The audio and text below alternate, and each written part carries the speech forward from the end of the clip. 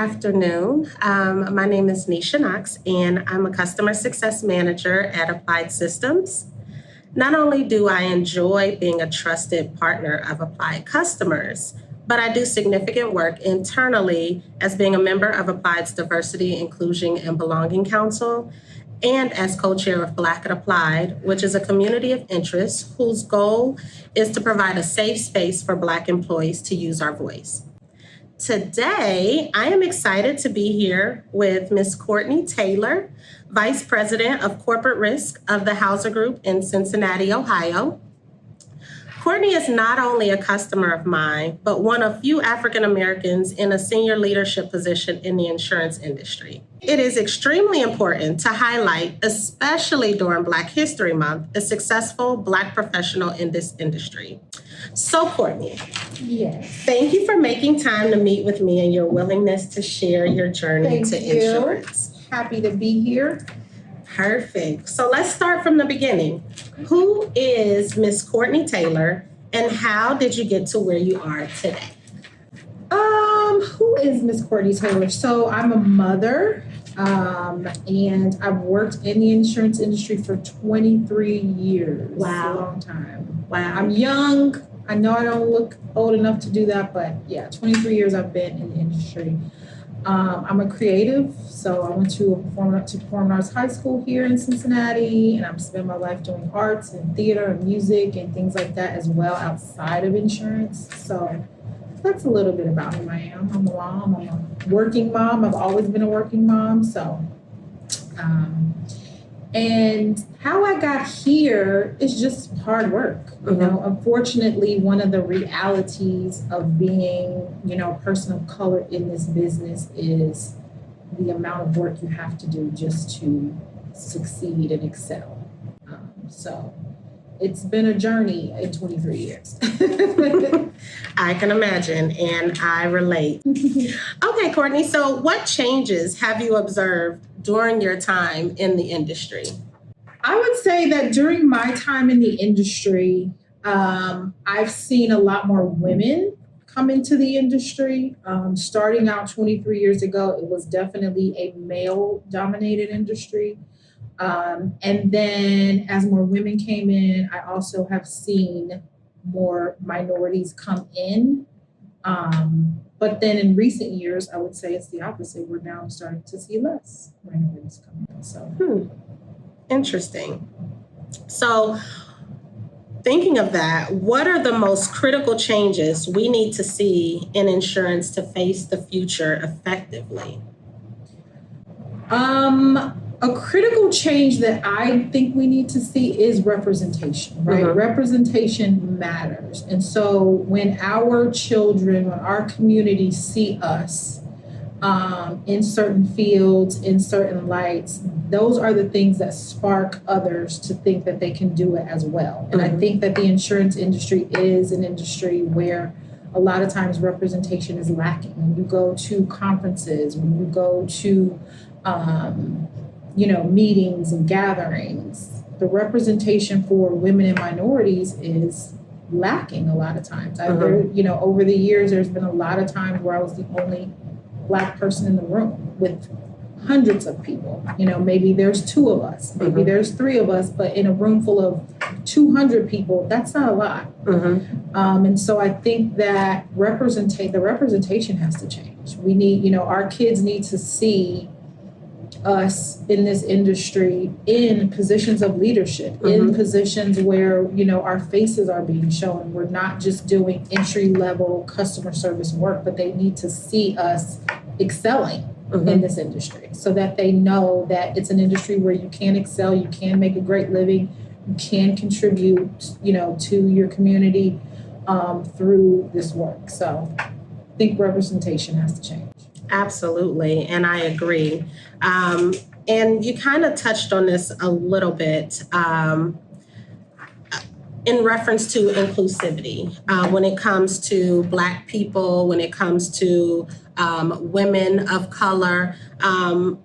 Do you, or how is insurance changing to be more inclusive of Black people and Black women? I think that a lot of companies want to be more inclusive. I think that, if you look at companies and agencies, the message of inclusivity is there. So I think that the action just has to follow now, right? I think that it's one of those things that sometimes until you actually dig into it and start the process, you just don't know what you don't know. So I think that the want to be more inclusive, the want to be diverse is there with a lot of agencies and a lot of companies. And I just think that now we just need to see the action of actually pushing that needle forward. Absolutely, absolutely. And the entire leadership needs to be in alignment with that as well. So I absolutely agree. Now, what is one piece of practical advice that you would give someone who wants to get into the insurance industry? One piece of practical advice that I would give is to be flexible, right? Okay. The insurance industry is a vast industry. So in my 23 years, I've probably worked in every facet of insurance. I've done life insurance, I've done health, employee benefits, I've been in the Medicare and Medicaid sector, and now I'm in P&C. And so I think that being flexible and opening to continuing to learn is a good trait to have, because there's so many different things that you can do within this industry. And a lot of times with other industries, we focus on one thing, right? Whatever your area of study is or whatever your focus is, people usually dig into that, and that's what they do their entire career. Insurance is a vast industry where you can learn and grow and do all types of different things. And so I think that if you're new and young and coming into this business, having that mindset and being open to being flexible will help you. Okay.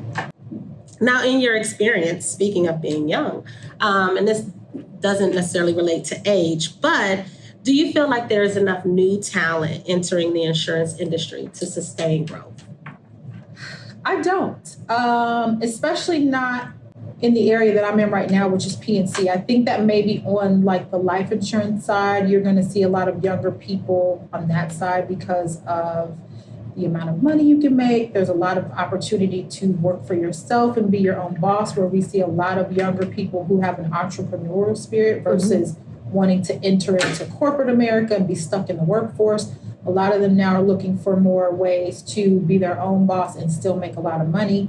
And life insurance provides that. But I think that across the industry, there's not a lot of younger people because it's not exciting, right? It's not, when you think of insurance, it doesn't scream like I'm going to have this exciting, fabulous job. And so I think that it's not something that younger people gravitate towards, but you can learn a lot. It actually is a very exciting industry and a very exciting place to be, depending on what you do. So, well, you answered my next question, which was, why might people be uninterested in the industry? And so you already answered that. And I definitely agree, because when I was in my 20s, young 20s, I was approached by an life insurance recruiter.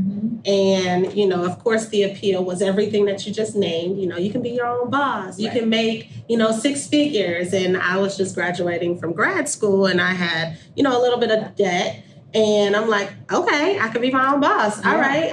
I graduated with a management degree. All right, let me manage myself. And then, I went to 2 days of training, and I was like, this does not seem exciting, nor is it what they sold me. So, I definitely agree. But having been on the insurtech side, there are some exciting aspects to insurance. And it is a industry that, is recession proof, because everyone needs insurance. So I would definitely agree with you. Now, what is something immediate that the insurance industry can do to promote inclusion in this space? I think something that they can do immediately to promote inclusion is, I think, leaning in more towards, like we just talked about, the younger generation, right? The great thing about the world today is that a lot of the younger generation, the inclusivity is like a natural thing. It's second nature, right? So I think that by leaning into bringing in younger, fresher people and getting them excited about being in this industry, I think we will naturally gravitate towards more inclusion because that's the world they live in, right? Our kids, everybody's included, right? With our children and, even my daughter who's 21 years old, she doesn't have the same struggles with inclusivity that you and I have because in her generation, it's colorblind. There's no lines. Everybody's welcome, right? No matter color, race, gender, sex, orientation, all that stuff. They welcome everybody. They love everybody. So I think that leaning into that, I think that in insurance, it is a business where the older people lead still. And so I think that some of those people need to lean on the younger generation to be the innovative ones to help them with the diversity and inclusion. Okay. Now, while we're on the topic, I want to find out from you who or what has helped you get to where you are. I know it's hard work, but, is there anything else or is there anyone else who helped you get to where you are? And what advice would you give for others who want to see a similar path for themselves? Well, I don't have specific people that I would name that helped me, but I will say that I've been fortunate to have women who have helped me in this industry. Okay. So when I started at entry-level positions, and I was fortunate enough that I did have women in leadership who I could talk to, who would give me advice on what to do to go to the next level. Or, they would help me with training. They would help me figure out how to get to where I was trying to go. So I would say that that's been a huge thing for me, is finding early in my career women who were willing to help me. And then even now in my career and sort of in the latter years, finding Black women who have been open to mentoring me and helping me and guiding me with what to do next to excel. So I think that's been my sort of blueprint. So that's what I've done. Excellent. So can you talk about what it means for you when your customer success manager, I can't even get my name correctly, but when your customer success manager or other support services representatives look like you? What does that mean for you? If I'm going to be honest, it was very heartwarming. I've been at this company for almost 5 years, and we had a different customer success person before you who was great. And for all intents and purposes, she was very nice. She was very helpful most of the time. But, when I saw you, when you came in, I feel like it was almost like a relief, right? To have someone who looks like me working on the opposite side of the table, but also trying to help me accomplish the things that I'm trying to accomplish in my agency. I feel like that made a huge impact because, again, representation is important. So when you're talking about the workplace, having people that look like you that can give you a different perspective on things, that you can learn from and grow with is important because we, unfortunately for us as Black people and even Black women in corporate America, some of the things we face are unique to us. And so we need each other to get through those experiences and to help each other through the experiences and encourage each other. And so, I think that working with you has been amazing. I can call you all the time. We have lunch, we talk business, and it's just been an amazing partnership. So. And I agree. And I did not pay her. She did not pay. I said that for free. Now, in your experience, what do you think the industry can do to attract women and people of color? I know we've talked about, new talent, but specific to, Black women, Black people, what do you think the industry can do to attract more of us? So if we speak to women, and even specifically Black women, I think that one of the things that needs to be done is I think that there needs to be a softness of working conditions. And I say that to say that for a lot of women, in today's working society, they are also moms, like you and I. They have other things going on in life. And I think that in the insurance industry has historically been a male-dominated industry. And so when you talk about women working in this industry who have children, who have other responsibilities outside of here, I think that it's important that companies are sensitive to that, right? So that when you have women who need to work from home because maybe their daycare is closed, or they need to take off because maybe their child has a field trip, I think that historically those have been things that have been frowned upon, like you know. And so I think that the insurance industry needs to evolve with the times, right? Working from home is a thing. You know, unlimited PTO is a thing now.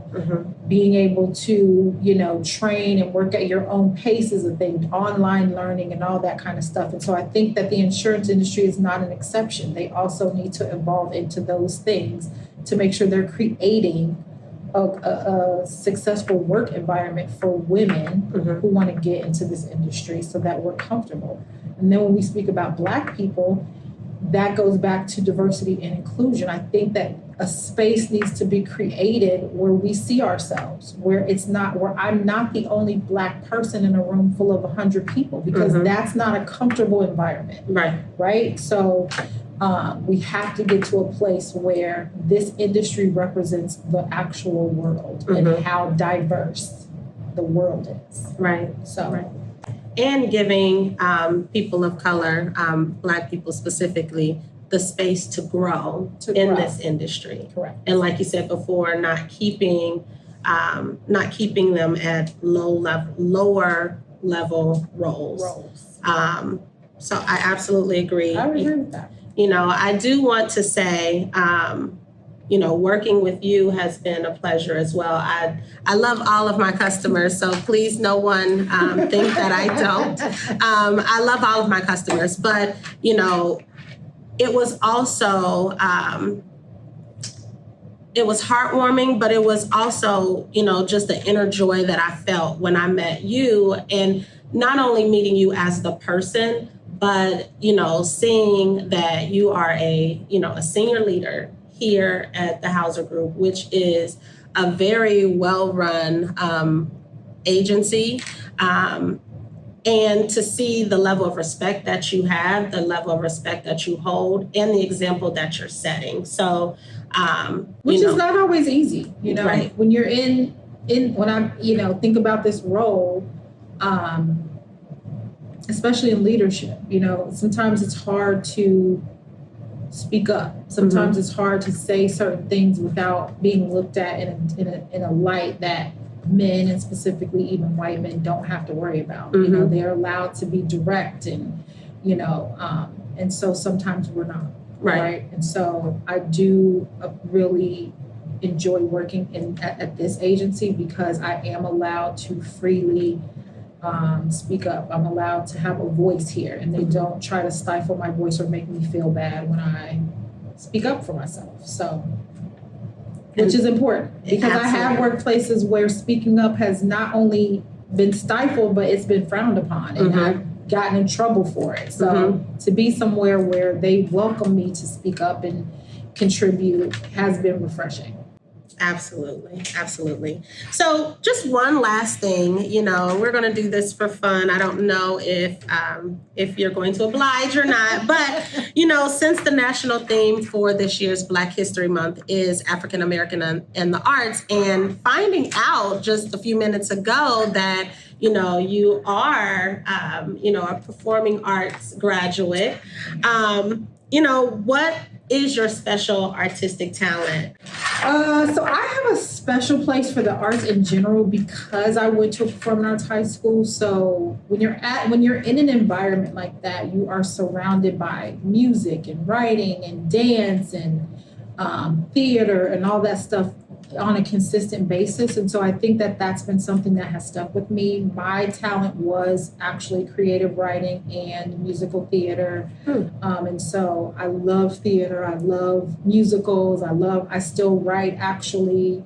I have a lot of pride because my son, who is a senior in high school, has started writing and doing poetry, which just brings me joy because I write. So, Yeah, so I think that, I think that the arts are important, especially to us corporate America people, because sometimes we get the reputation of like stiff and, and so being able to still be entrenched in arts and love music and, and all of the liberal arts and stuff like that has really helped me to not only stay well-rounded, but even just survive corporate America, right? Being able to have that other side of an outlet has been crucial. So I recommend it if you work in corporate America, get a hobby, find something in the arts that you love, because it will save you. Absolutely, I agree. You're lucky you didn't say singing, because I would have, put on a tune or two. I knew not to say that. But in all seriousness, thank you, Ms. Taylor, for again making the time to share about your journey, give some insight and perspective of what it is like to be an African American woman in the insurance industry and what changes can be made. And I look forward to our continued partnership. Me too. Thank you. Happy Black History Month to everyone out there. And thank you for your time. Thank you. Bye-bye.